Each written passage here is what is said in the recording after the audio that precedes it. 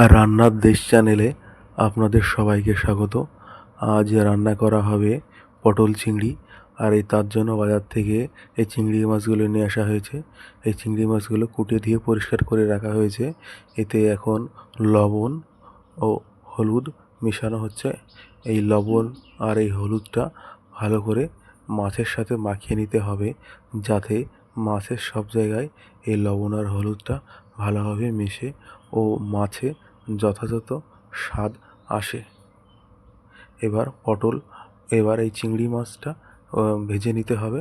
এবার তার জন্য উনুনে কড়াই দেওয়া হয়েছে। এখানে গ্যাসের উনুনে আছে, আপনারা বা কাঠের উনুনেও দিতে পারেন। এবার কড়াইতে সর্ষের তেল দেওয়া হয়েছে। সর্ষের তেলটা একটু নাড়িয়ে নিতে হবে সব জায়গায়, যাতে কড়াইয়ের সব জায়গায় লাগে, যাতে মাছটা ভাজার সময় মাছটার তলায় না লেগে যায়। এবার একে একে চিংড়ি মাছগুলো তেলে দিয়ে দেওয়া হলো। চিংড়ি মাছগুলো এবার ভাজার জন্য চিংড়ি মাছগুলো হালকা করে নাড়িয়ে নেওয়া হচ্ছে, যাতে কড়াইয়ের একটু বেশি জায়গায় চিংড়ি মাছটা ছড়িয়ে যায় ও কড়াইয়ের তলায় যেন না লাগে ও মাছটা ভালোভাবে ভাজা হয়। আপনারা ঠিক এইভাবেই চিংড়ি মাছ ভাজবেন। আর এই যে পটল চিংড়ি এখানে যে রান্না করা হচ্ছে, এই পটল চিংড়ি খেতে তো দুর্দান্ত লাগেই। তার থেকেও কিন্তু এই চিংড়ি মাছ ভাজা কিন্তু খুবই একটা অসাধারণ জিনিস। আপনারা না খেলে বুঝতে পারবেন না। এখান থেকে আপনারা কয়েকটা চিংড়ি আপনারা রেখে দেবেন ভাজা খাওয়ার জন্য, দেখবেন কেমন অসাধারণ লাগে খেতে, খুবই সুস্বাদু। চিংড়ি মাছটা যখন ভাজতে ভাজতে লাল হয়ে যাবে এমন, তখন মনে করতে হবে চিংড়ি মাছটা ভাজা সম্পূর্ণ হয়ে গেছে। এখানে মাছ ভাজা হয়ে গেছে চিংড়ি মাছটা। এবার একে একে তুলে নেওয়া হচ্ছে। দেখুন কীভাবে তুলে নেওয়া হচ্ছে। এখান থেকেও কটা চিংড়ি মাছ রেখে দেওয়া হবে। আপনাদের কাছে নিবেদন, চ্যানেলে যদি নতুন হন চ্যানেলটা সাবস্ক্রাইব করবেন ও ভিডিওতে লাইক দেবেন। দেখুন চিংড়ি মাছটা কেমন ভাজা হয়েছে। এবার পটলগুলো ঠিক এরকম সাইজে কেটে নেওয়া হয়েছে, আর আলুগুলোও এরকম সাইজে কেটে নেওয়া হয়েছে। আর এই পটলের বাইরের দিকটা বটি দিয়ে একটু চেঁচে নেওয়া হয়েছে, যে রাফ সাইডটা যেটা থাকে। এবার পটল আর এই আলুটা ভাজা হবে, তার জন্য কড়াইতে সর্ষের তেল দেওয়া ছিল ও পটল আর এই আলুটা কড়াইতে দিয়ে দেওয়া হলো। পটলের আলুটা একটু ভেজে নিতে হবে, মাঝে মাঝে এইভাবে নাড়তে হবে, তা না হলে পটল আর আলু তলায় লেগে গিয়ে কালো হয়ে যেতে পারে ও পুড়ে যেতে পারে, তখন তরকারির স্বাদ খারাপ হতে পারে। আপনারাও ঠিক এইভাবে মাঝে মাঝে পটল আর এই আলুটা নেড়ে দেবেন। এবার এটাকে একটু ঢেকে দেওয়া হলো, যাতে একটু তাড়াতাড়ি হয়। আর এতে মশলা হিসেবে ব্যবহার করা হচ্ছে শুকনো লঙ্কা, আদা, জিরে ও গরম মশলা। এবার দেখা যাক কেমন ভাজা হয়েছে পটল আর আলুটা। দেখুন অনেকটাই ভাজা হয়ে গেছে, তবে আর একটু ভাজা হবে। এবার পটল এই আলুতে দিয়ে দেওয়া হবে, লবণ দেওয়া হবে ও একটু পরিমাণ মতো হলুদ দেওয়া হবে। এবার এই লবণ আর এই হলুদটা যাতে পটলের আলুর সব জায়গায় ভালোভাবে লাগে, তার জন্য পটলের আলুটা একটু নাড়িয়ে নেওয়া হচ্ছে। দেখুন আপনারাও ঠিক এইভাবে রান্না করবেন। আপনাদের কাছে নিবেদন, যদি চ্যানেলে নতুন হন চ্যানেলটা সাবস্ক্রাইব করবেন ও ভিডিওতে একটা লাইক দেবেন।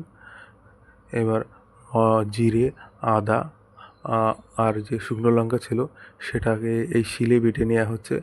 আপনারা চাইলে মিক্সার মেশিনেও করতে পারেন, তবে এই শিলে বেটে নিলে তরকারির স্বাদটা অনেকটা বেশি আসে। এখন যেখানে যেটা সম্ভব হয়।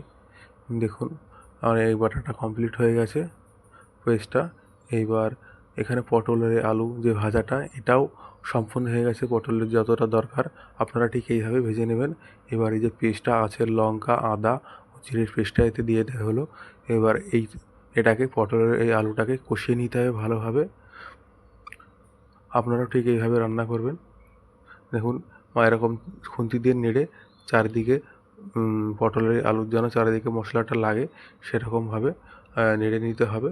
কিন্তু মশলাটা সব জায়গায় না গেলে তরকারিতে স্বাদ আসবে না যথাযথ।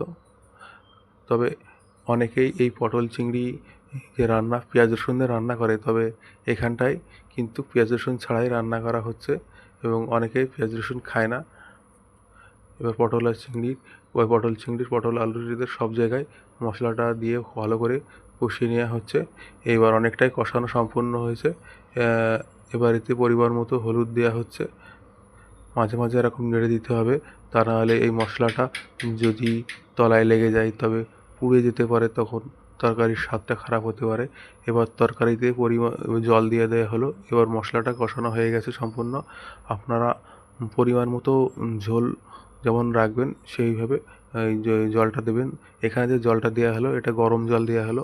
আপনারা ঠান্ডা জলও দিতে পারেন, তবে গরম জলটা দিলে স্বাদটা একটু বেশি আসে। এবার যে চিংড়ি মাছ ভাজা ছিল, চিংড়ি মাছ ভাজা এখানে দিয়ে দেওয়া হলো। তো কিছু চিংড়ি মাছ তুলে রাখা হয়েছে। চিংড়ি মাছটাও সব জায়গায় তরকারিতে ছড়িয়ে দিতে হবে, যাতে ঝোলের মধ্যে থাকে চিংড়ি মাছটা, ও মাছের স্বাদটা যাতে এই তরকারির ঝোলের মধ্যে আসে, তার জন্যই চারিদিকে ছড়িয়ে দেওয়া হলো। এবার খানিকক্ষণ এটা জ্বালাতে হবে চিংড়ি মাছ সহ। এবার তরকারিটা নামিয়ে নেওয়া হলো। তরকারিতে সম্বরা দিতে হবে। দেখুন তরকারিতে কেমন রঙটা এসছে। আপনারা ঠিক এইভাবে রান্না করবেন। এবার কড়াইতে সর্ষের তেল দেওয়া হলো, আর এই ফোড়ন হিসাবে একটা শুকনো লঙ্কা দেওয়া হয়েছে, আর দেওয়া হবে জিরে। এবার এই জিরেটাও দিয়ে দেওয়া হলো। এই জিরেটা একটু ভালো করে ভেজে নিতে হবে, মানে ভাজা হয়ে সামান্য একটু কালো হবে সেই পর্যন্ত অপেক্ষা করতে হবে, তা না হলে জিরের স্বাদটা তরকারিতে আসে না যদি ঠিকঠাক ভাজা না হয়। দেখুন জিরেটা প্রায় প্রস্তুত, ভালো করে ভাজা হয়ে গেছে। এবার তরকারিটা সম্বরা দিয়ে দেওয়া হলো। তবে এই সম্বরা দেওয়ার সময় আপনারা একটু সাবধান হবেন, একটা গরম ভাব ওঠে। এই বাষ্প এই বাষ্পটা যদি আপনার হাতে মুখে লাগে তখন কিন্তু জ্বালা করতে পারে, হালকা পুড়ে যেতে পারে। দেখুন পটল চিংড়ি এখন পুরো সম্পূর্ণ প্রায় রেডি। আপনারা পরিমাণ মতো ঝোল ও পরিমাণ মতো লবণের স্বাদ রেখে তরকারিটা নামিয়ে নেবেন। আর এই যে গরম মশলার বাটাটা ছিল সেটা দিয়ে দেওয়া হলো। এখন মশলা সমস্ত দেওয়াই কমপ্লিট। এখন বলতে পারেন পটল চিংড়ি রেডি। আপনারাও বাড়িতে এইভাবে রান্না করে ট্রাই করে দেখবেন। তরকারিতে দেখবেন খুবই স্বাদের হবে। আপনাদের কাছে নিবেদন, চ্যানেলটা সাবস্ক্রাইব করবেন, ভিডিওতে লাইক দেবেন।